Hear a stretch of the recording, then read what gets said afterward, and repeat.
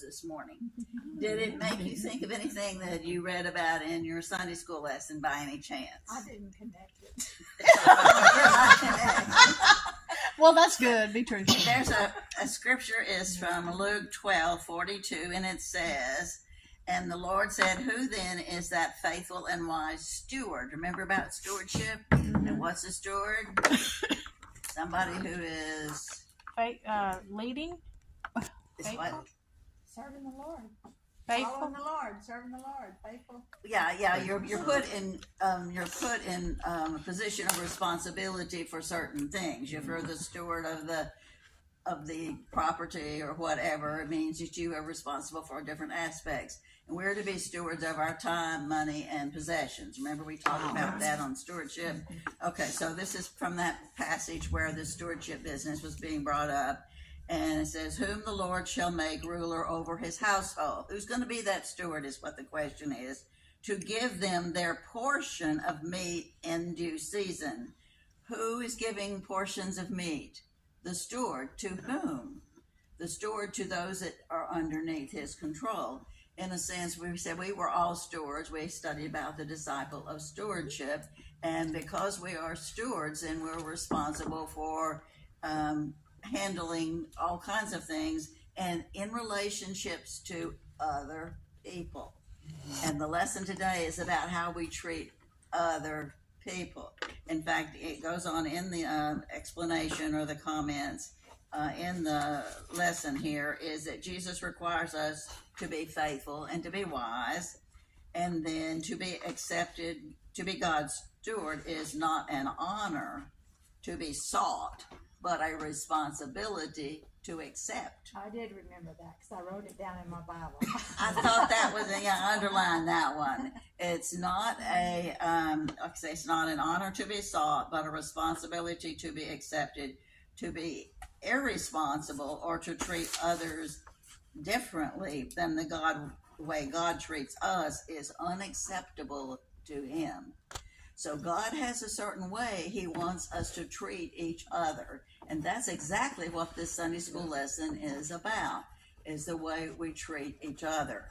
And of course, there's a big section on how you treat widows, and we'll get around to that. And since, I'm not the only one here today. Mm-hmm. Vivian's not here, Paula's not here. Where Where are widows? But anyway, how we are to treat different groups of people, and particularly there was concern about widows, and that started all the way back in the Old Testament, in the book of Exodus, and I'll read to you a couple of verses from Exodus, chapter 22. And verse 22 says, "Do not take advantage of widows or orphans. If you do, they will cry out to me. I will certainly hear their cry. Oh, wow. My anger will be aroused, and I will kill you with the sword. Your wives will become widows, and your children fatherless." Wow. That's a big number. Wow. That's right. Do I need to read that again? No. Okay. So all the way back in Old Testament times, and then in Deuteronomy in 24, and I won't go through all of that one because it's the same kind of thing that Barry was preaching with Boaz and his property, because he was a man who had a stewardship over a whole lot, and the rules were in the Old Testament going back that they had to leave, not take everything, but to leave things for people of orphans and for the widows to come around and pick up the grapes or to pick up the grains or whatever was left. And don't go through twice. You go through one time, and whatever's left is what you're supposed to leave on the ground for them. So that's background information too. In Psalms, the psalmist said that God is a defender of widows. We don't want to forget that one too.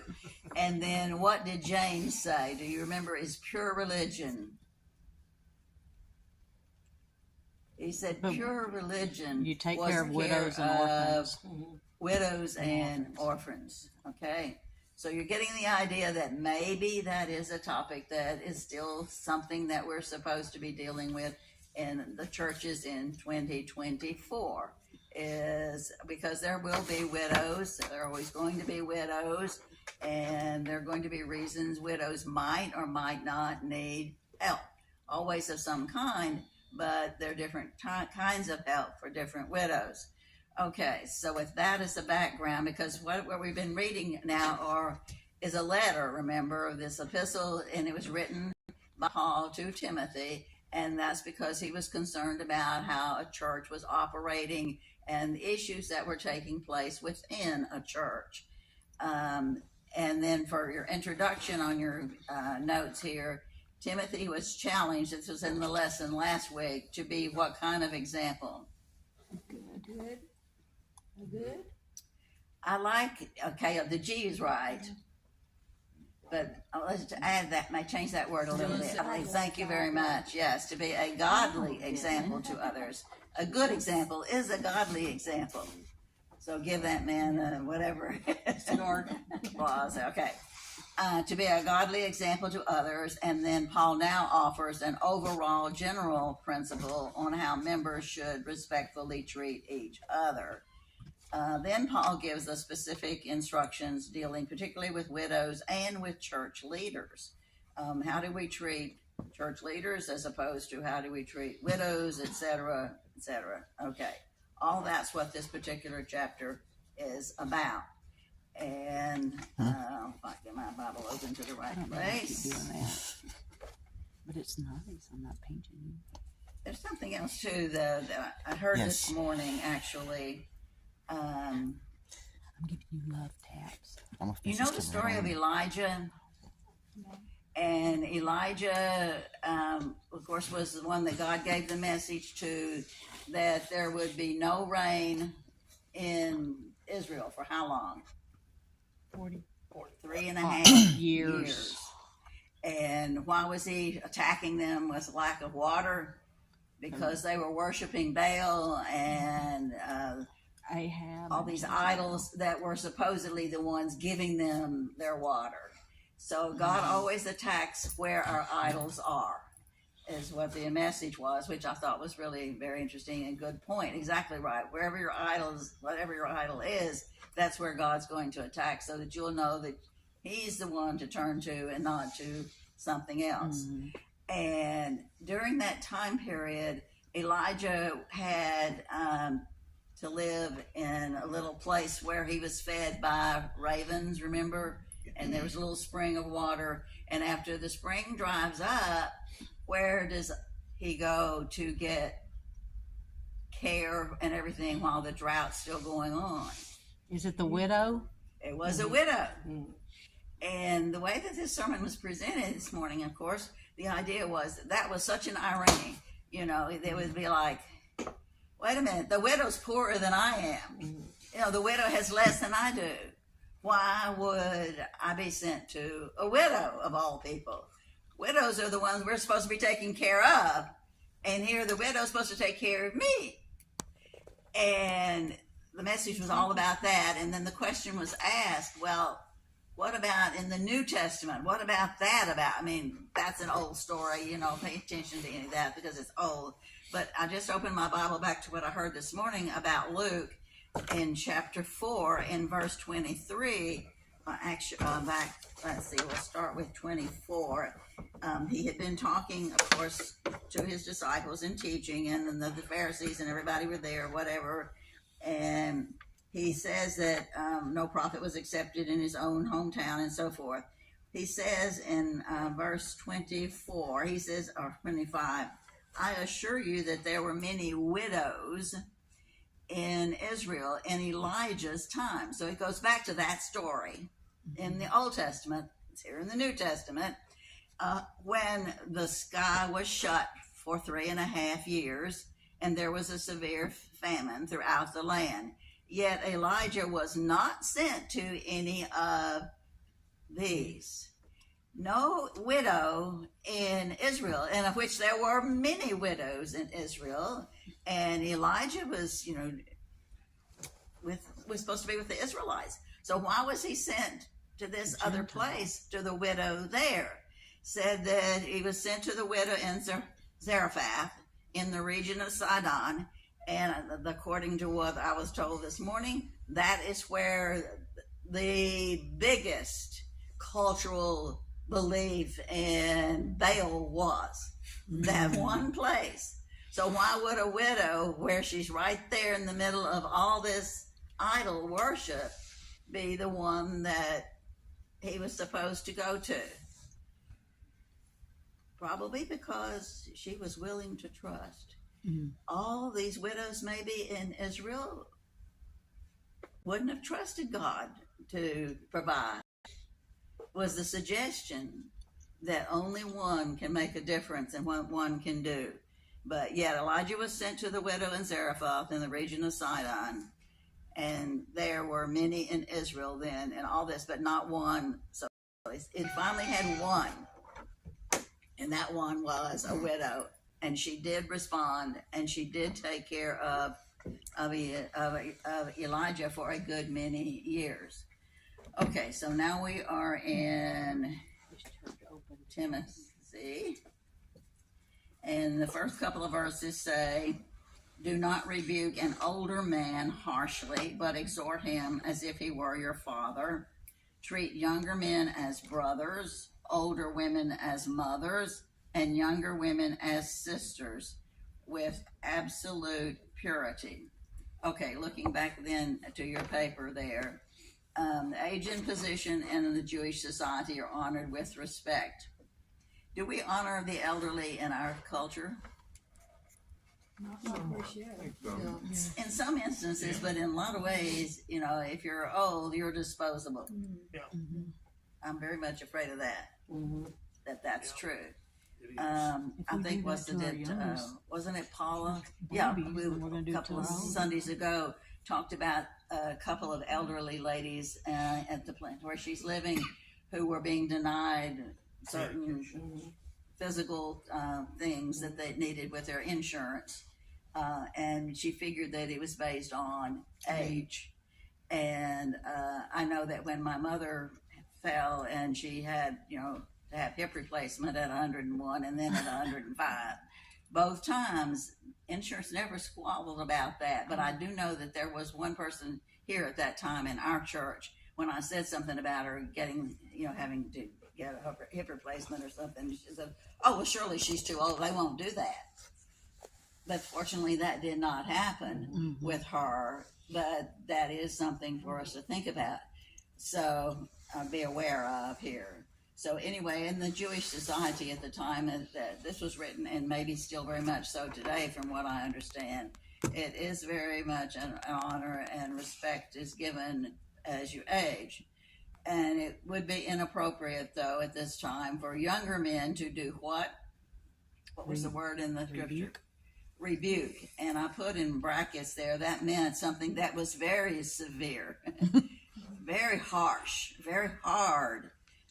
Censure or scolding a younger man to do this would be very, very wrong. So it is, however, that he can do what? Exhort. And what does that mean? Show kindness, respect, and gentleness. Okay, yes, it does. It has to do with kindness and respect. It's actually explaining and advising and counseling and trying to maybe change an opinion or make someone encourage understand. you to do the right thing. That's right. Push them, scoot them along the right way. I think I even had to do, I guess it's maybe it was in something else. Yeah, I put it here.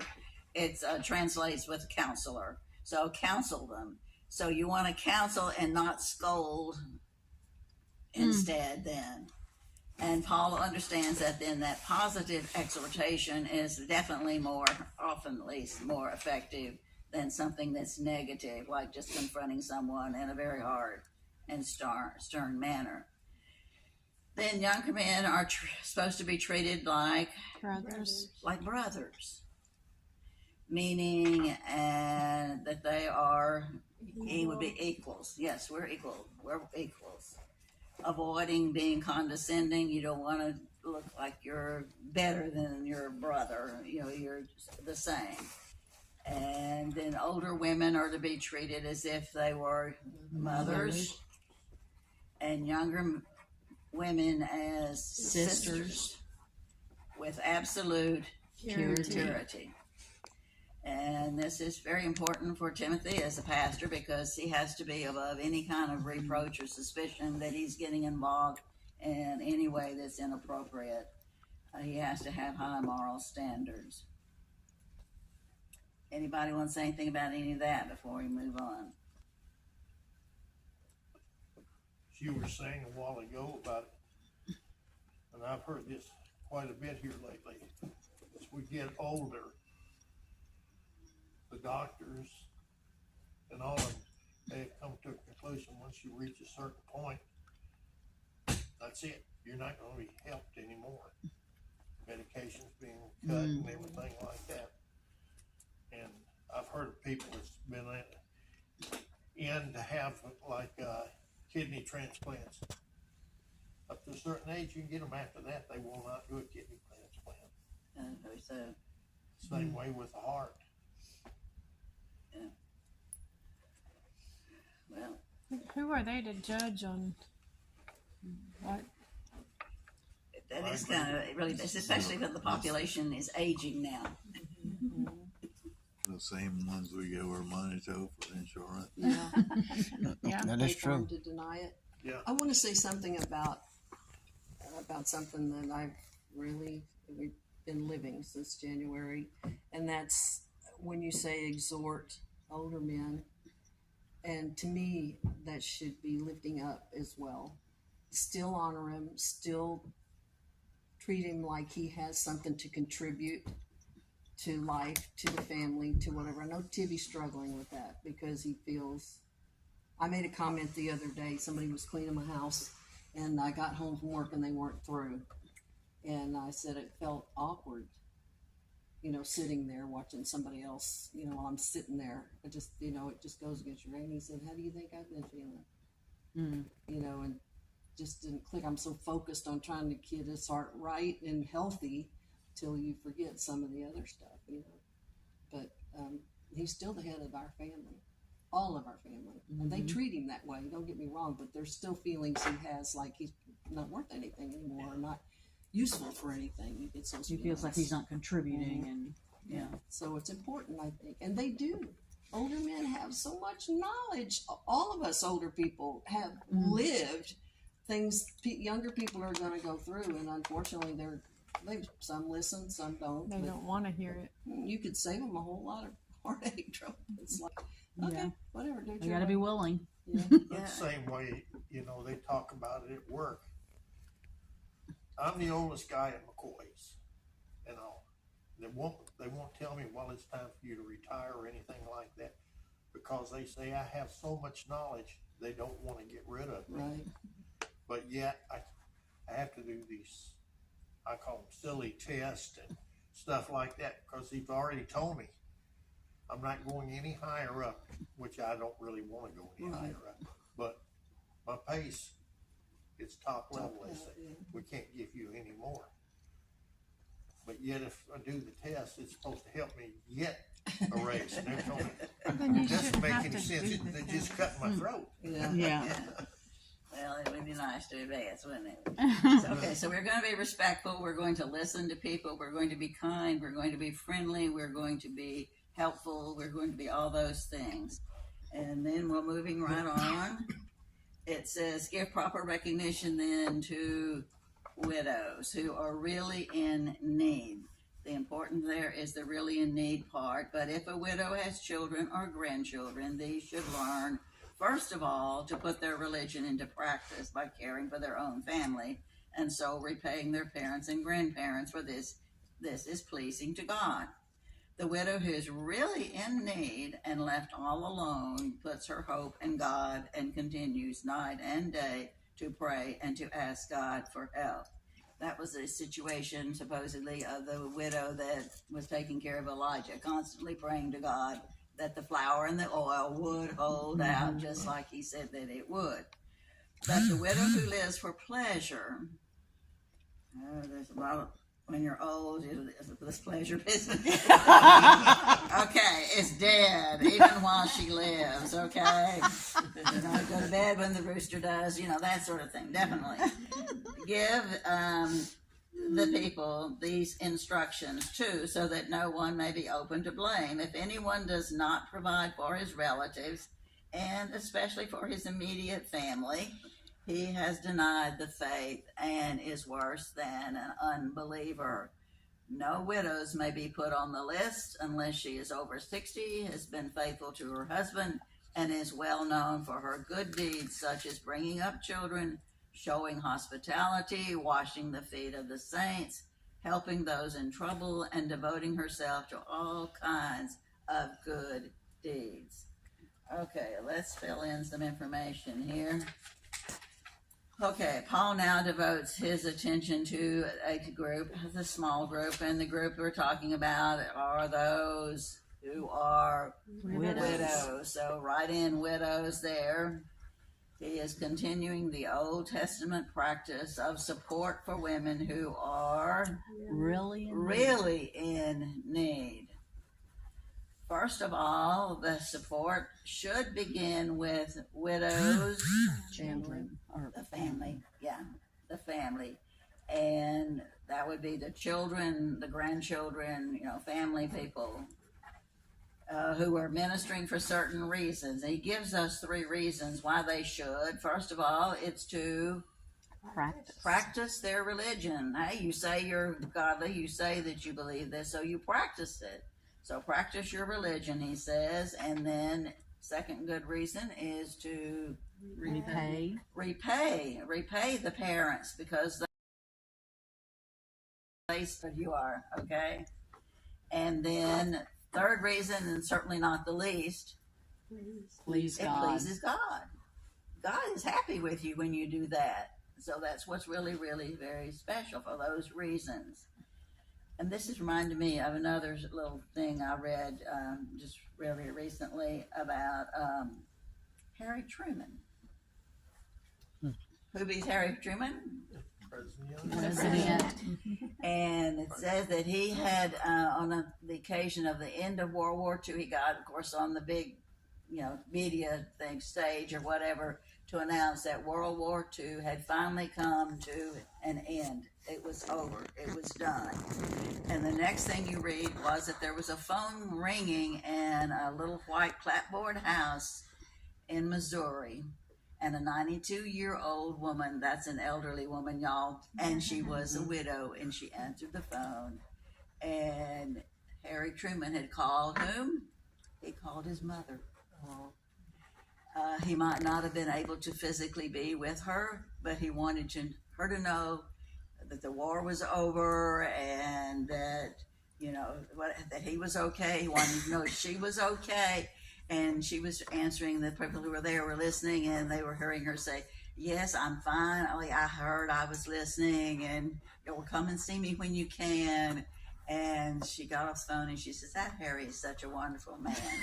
And it was just a sweet little story. So he was pleasing God, calling his mother. He was trying to take care of her. He may not have been able to, be there with her, obviously. And the White House was not in Missouri, where he was from or whatever. But he was getting in touch with Mom. And I thought that was a wonderful thing, a story that could go along with what we're talking about too. So I was pleasing God. So in verse 5, Paul stresses that a real widow in need puts her hope in God and continues night and day to pray and ask for help. and ask God for help. Pray and ask God for help. Know that God will provide that help. You know, my kids cannot be with me lots of times, but they always call. They always check on Mama. They always want, praying that y'all will help me too, that kind of thing. And I know that they believe that you have, and we are so grateful. In verse 6, he contrasts the real widow with the self-indulgent one who lives for pleasure. She wants to have a good time. she doesn't, is not saying that she's going to focus her attention on the Lord or on the church. He says that this widow is actually Dead. dead. Even though she might be alive, she's dead because she really has never been saved. It's this suggestion here that she's someone for us to, witness to try to get into the fold, so to speak. So this widow actually needs salvation. Verse 7 says these instructions may serve as warnings to widows to avoid what kind of behavior? You can have a lot of word choices here, I think. Evil, sinful, wicked, those kinds of words work fine. Behavior, and for the church to never refuse care for a member, I think widow or not, who has what kind of need? Real, genuine, sincere. There's a need there, and the widow can't supply it herself, and it's going to have to come through God or someone that God is using to provide that need. It has genuine needs. In fact, not providing for a family member, in the commentary that I was reading suggested this includes church family, makes one worse than an unbeliever. Why is this so? Because it indicates a denial of faith done with what kind of knowledge? I put true, but that's not what you're looking for. Okay, well, you put what? I put true. Okay, I put full knowledge of. In other words, I know better. Mm-hmm. A believer, a church member, would know better than to deny helping, because you have full knowledge of what God requires of you. You do have, yes, true. It works. It does. That's what you're saying. Have a true awareness, perception of the truth. Verse 9 encourages a purposeful support list. In other words, the church should have a list of widows that they're helping.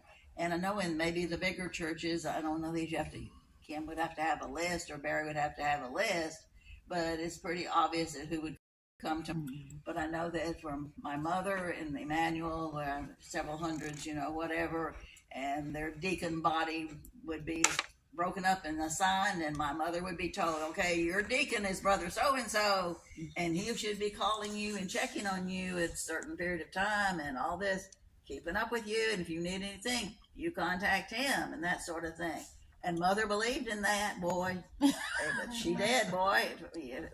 That's a good That's idea, what she really. would do. She would call, and brother so-and-so, and then there was one, they was constantly bringing her, vegetables from a garden that they had, or food that his wife had made, or just coming and checking on her, want to see how you're doing. And mother was 99, and after she fell in and broken her wrist and everything, and she just didn't know she was going to make it or whatever. And he said, "Oh, I bet the farm on it. You're going to make it, Miss McCorkle. You're going to make it. Whatever." And she got encouragement, and she depended upon that. They didn't have to send her a check each month or anything. And she would send what she had to the church, but she still depended upon them, because she couldn't go, she couldn't hear half as well as I can, and she couldn't see, so she was in bad shape that way. But she was a strong old lady, I'll tell you.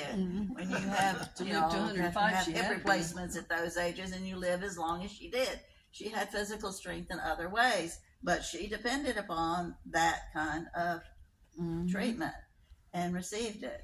So Paul indicated that a widow had to be at least how old, though, to be on that list? 60. She had to be 60. I passed that one a long time ago. Okay, had to have been the wife of one person, one husband. And that simply mean being faithful to that husband who has died. It could be that the widow had been married several times. Maybe husband number 1 had died, and she married again, and husband number 2 has now died. As long as when she was living as the widow, that she was faithful to the husband that she had, kind of thing. So that was part of the requirements. And then she had to be known for good works. And that would include bringing up the children raising children, Showing in hospitality. hospital, and washing, serve, Washing washing seat. feet of yeah, all those different kinds of activities. And I have a listing here of the kinds of things that the widow might need. It might be a financial thing because some widows really are very financially strapped.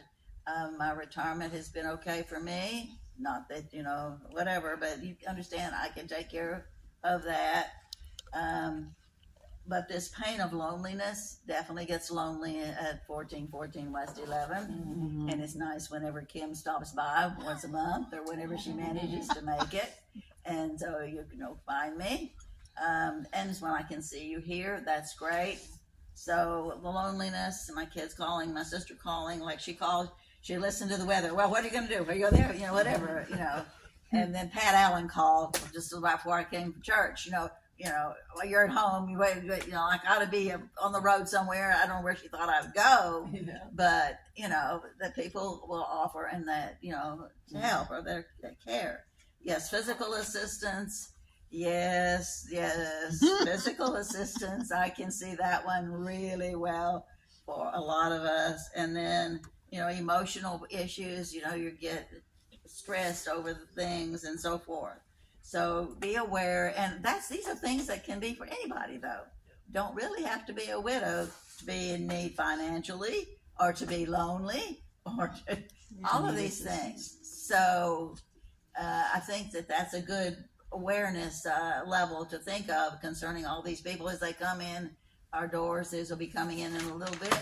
Is it going to fit any of these categories that we could listen to them, show kindness, be helpful in whatever ways. Okay, and then it does talk about the younger ones, and I didn't put that on here, but we're going to read about them, and you can write some notes or make some notations or make comments. It says for the younger widows, don't put them on the list, or when their sensual desires overcome their dedication to Christ, they want to marry. Thus, they bring judgment on themselves because they've broken their first pledge. So if they had pledged and dedicated to just Christ and they've broken that and they're going to marry, that's fine. Let them do it. That's what they need to do. Is what he says. And besides, and then the things that are brought against them as sins that they have to watch out for among the young widows, they'll get into the habit of being idle, not working, going from house to house. And not only do they become idlers, but also gossips and busybodies. Okay, do you have to be a widow to be doing that? No, but this need to be aware it can happen. But when you have idle hands are what? The devil's workshop. The devil's workshop. You open the door.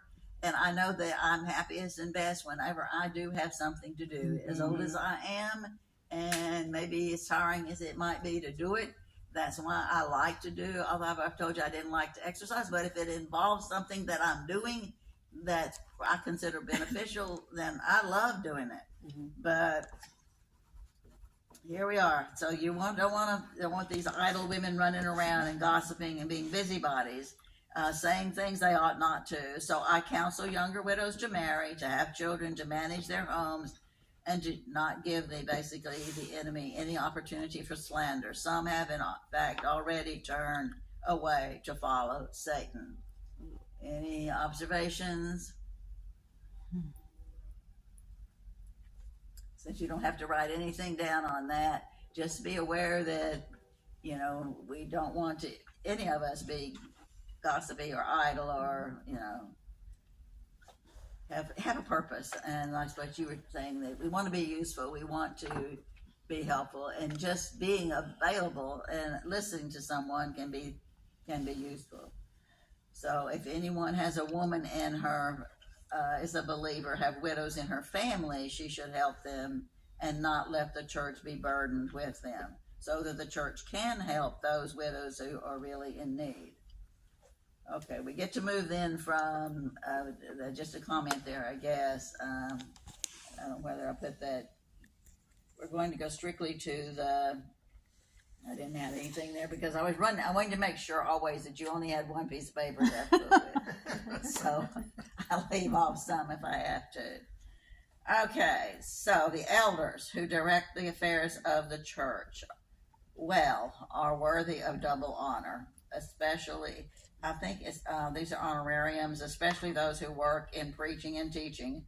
For the scripture says, do not muzzle the ox while it is treading out the grass, his wages, and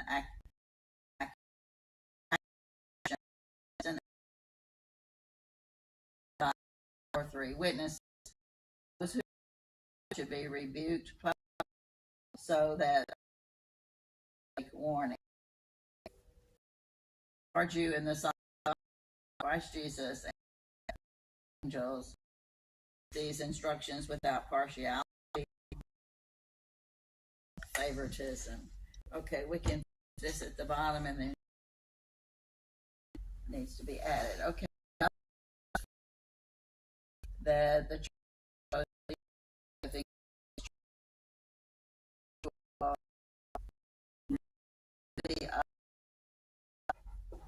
added on their their service, and one that was used I was reading out of talked about ample, meaning double honorariums. And double honors are honoring leaders for their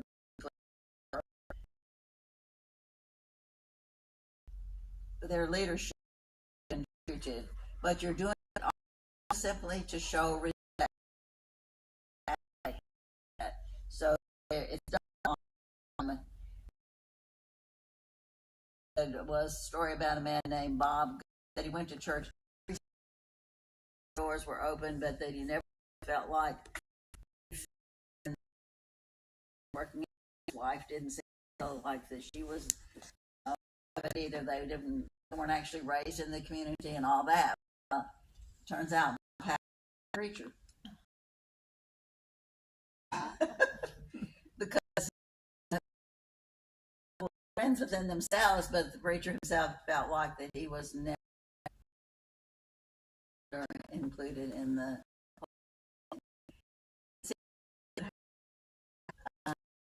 but it would happen. But I really feel like we're absorbed into our fellow. Although sometimes after I started reading and with all, I felt kind of like I was looking in too, and I think that happens at different people. Anyway, you honor leaders with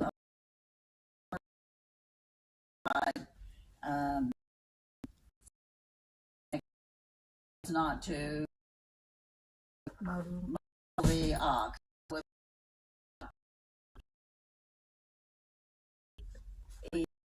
feed or whatever, and quote blank of so we just really receive of financial support as well because we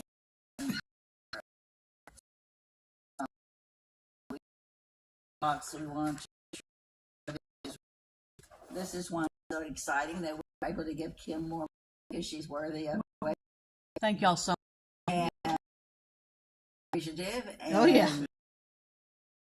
But it's only right, and I know that if you like better that you should do better, regardless of age, there be some kind of honorarium, and we understand other and with the different things going on in our culture and society. Same, but what isn't worthy of his wages? It says in leadership is needed. Correction, yeah.